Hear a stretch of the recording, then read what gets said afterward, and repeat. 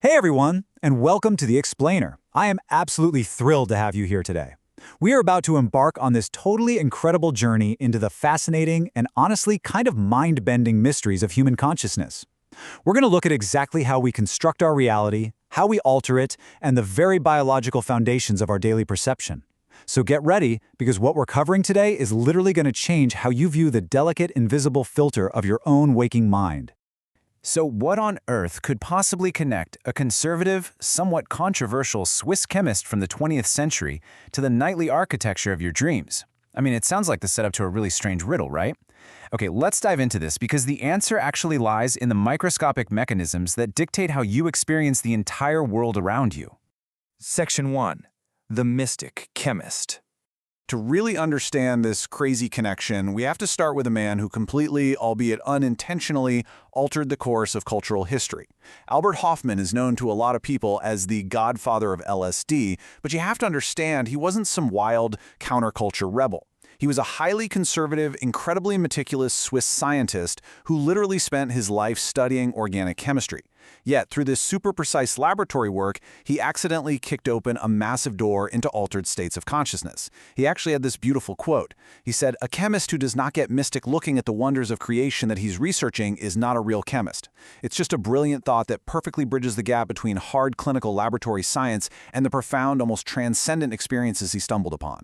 He realized that digging deep enough into the material world just inevitably brings you face to face with the spiritual mysteries of life. Section 2. The Pharmacology of Psilocybin. Now, to grasp how he bridged that gap, we need to pivot from the philosophical side of things straight into the physiological.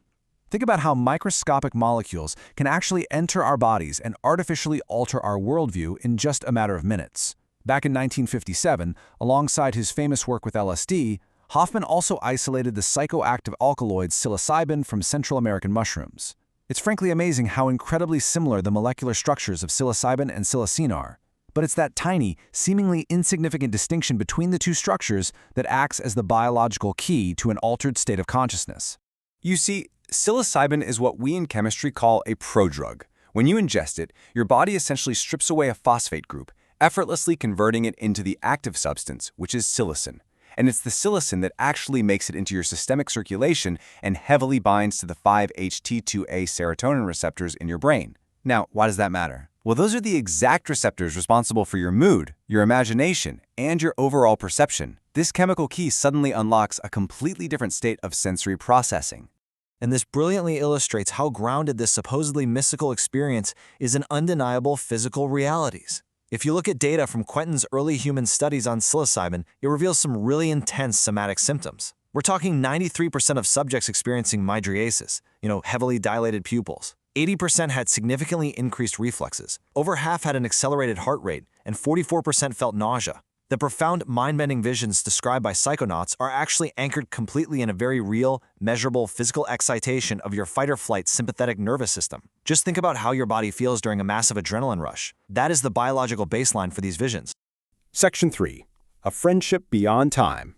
Now, Hofmann wasn't just interested in measuring heart rates and pupil dilation. He deeply, personally wanted to understand what these substances meant for humanity at large. And this quest actually led to one of the most fascinating intellectual friendships of the 20th century, with the renowned German writer and philosopher Ernst Jünger.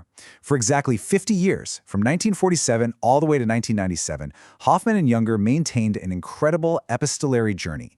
They exchanged letters, they shared botanical samples, and they even occasionally participated in psychedelic experiences together. Through this, they wove together what Hofmann called a stereoscopic view of reality. It's kind of like how having two eyes gives us a 3D depth of field. Hoffmann's precise chemistry, combined with Jünger's deep philosophy, gave them a unified, multidimensional view of both the material and spiritual worlds. But as you probably know, when these substances eventually leaked out of the lab and into mainstream society, a massive cultural split occurred. On one side, you had Hofmann and Jünger, who viewed these substances with this deep, almost sacred spiritual reverence. They believed these experiences required a ritualistic, sort of elitist respect and careful preparation. But on the exact opposite side, you had the chaotic 1960s counterculture revolution, championed by figures like Timothy Leary. Leary pushed for a mass, democratic distribution of psychedelics to rapidly disrupt and change society. Hoffman watched all this unfold in absolute dismay as his quiet, calculated chemical creation completely reshaped a generation. Hoffman's deep hesitation about all of this is perfectly captured in one very specific question he asked. Should or can we go and open the door when the soul is still maturing? Both he and Jinger were genuinely terrified that exposing completely unprepared minds to the raw, unfiltered mysteries of the universe would just be traumatic. Without the proper set and setting, meaning the right mental framework and a safe, controlled physical environment, they believed a person could easily be overwhelmed, basically drowning under a cosmic wave they weren't remotely ready to process. Section 4. The architecture of sleep. Okay, let's move on and see how this builds, because here is where our explainer takes a really fascinating turn. It turns out you don't actually need a synthesized chemical from a Swiss lab to experience profound altered states. Not at all. In fact, your own biology forces you into a wild altered state of consciousness every single night. We cycle through 4 distinct stages. We transition from wakefulness down into a drop in body temperature and a slower heartbeat, plunging into deep non-REM sleep. And then, right around the 90-minute mark, we hit REM sleep, rapid eye movement, which is where our vivid dreams occur. Your brain is routinely, drastically altering its own electrical oscillations, completely changing how you process reality on a nightly basis. And the grand maestro orchestrating this entire departure from waking reality? That would be the suprachiasmatic nucleus. It's this tiny, densely packed cluster of roughly 20,000 neurons sitting right in your brain. These neurons respond directly to light and darkness, acting as your master biological clock.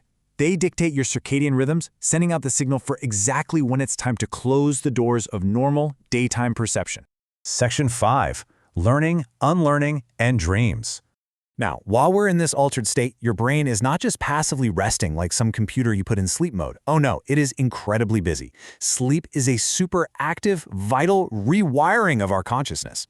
So the crucial point is really how these distinct stages work together in this delicate dance. Deep, non-REM sleep actually promotes neuroplasticity by relaxing our synapses. It literally helps us unlearn and downscale all the overwhelming stimuli we absorb during the day. Then REM sleep kicks in and does the exact opposite. It decreases that plasticity to stabilize and solidify the really important things we actually need to remember. It is just an incredibly elegant dual mechanism. So the dual function of sleep is all about balance. Sure, it strengthens the necessary connections, but just as importantly, it weakens the unused synapses. This means that when you forget some completely trivial detail from your workday, it isn't a failure of your brain. Actually, forgetting is an active, completely necessary biological byproduct. It maintains your overall brain flexibility so you can effectively adapt to new, important stimuli the next day. And you know, this brings us right back to our original riddle. Both the Swiss chemist molecules and your nightly sleep cycles are doing the exact same fundamental thing. They are both constantly tinkering with the exact same mechanism, your thalamic filter. Think of it as the ultimate bouncer of your brain. It's constantly opening and closing the doors of perception, deciding exactly what sensory information gets to make it into your consciousness to construct your reality and what just gets blocked out entirely. And speaking of blocking things out, did you know your brain actually has a built-in eraser? Seriously, you have these specific cells called MCH-producing neurons located in your hippocampus. During REM sleep, right when you are having those wild, hallucination-like dreams, these specific neurons actively turn on just to suppress that information. They are literally working overtime to wipe your dreams from your memory by the time you wake up. Why? So you don't go around confusing your bizarre nighttime hallucinations with actual waking reality. Which leaves us with this final, incredibly provocative thought to chew on. If our entire perception of reality, literally, everything we see, feel, and firmly believe is just a delicate, fragile dance of daytime neurotransmitters and nightly neuroplasticity, well, who are we when the chemistry changes? Whether it's through a mystical chemical compound or just the simple, everyday act of falling asleep, our reality is so much more fluid than we ever give it credit for. Thank you so much for joining me on this explainer. Keep questioning your reality, and we'll see you next time.